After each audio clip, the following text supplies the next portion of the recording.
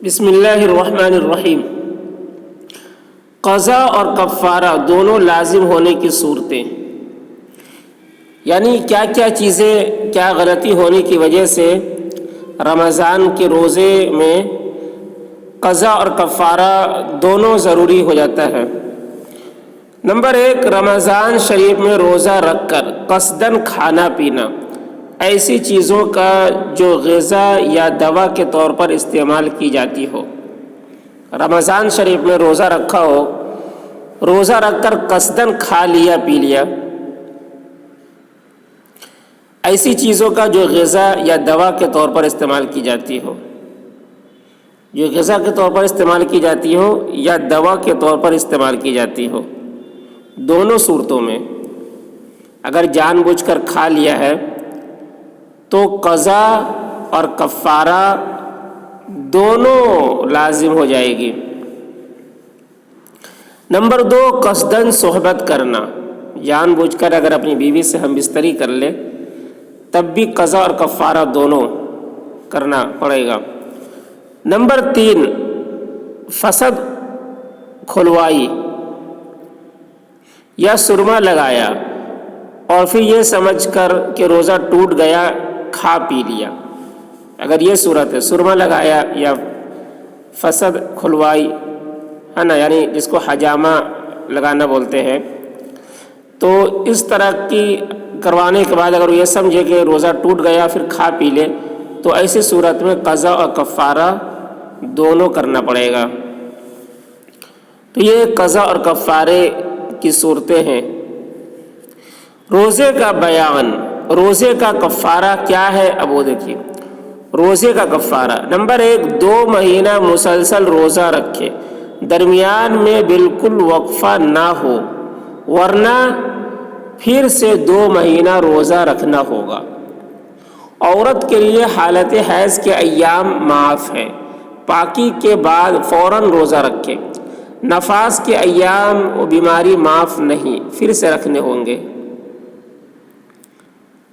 ٹھیک ہے، تو یہ کفارہ ہے۔ اگر کفارہ کیا ہے؟ 2 مہینہ مسلسل روزہ رکھنا پڑے گا، بالکل بیچ میں چھوٹی نہیں چاہیے۔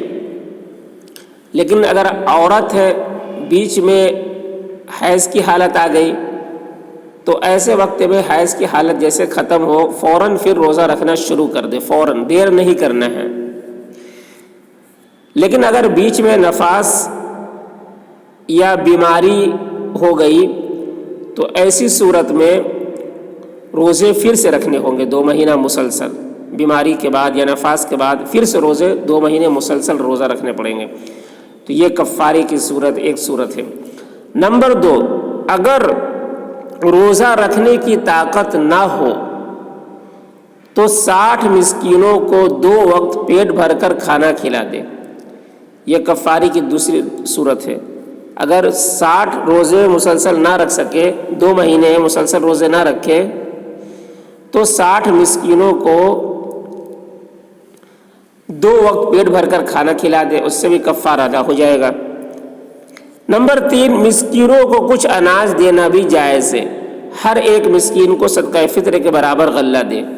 تو یہ صورت ہے، یا تو کھانا کھلا دے پیٹ بھر کر 60 مسکینوں کو 2 ٹائم، یا پھر یہ کہ مسکینوں کو کھانا نہ کھلا کے کچھ اناج دے دے، لیکن اناج کچھ نہیں بلکہ صدقہ فطر، جو رمضان کے مہینے میں صدقہ فطر نکالتے ہیں تو صدقہ فطر کی جو رقم ہوتی ہے، یا پھر رقم بھی دے سکتے ہیں اور رقم نہیں تو صدقہ فطر کے برابر جو اناج ہے اتنے اناج دے دے ایک مسکین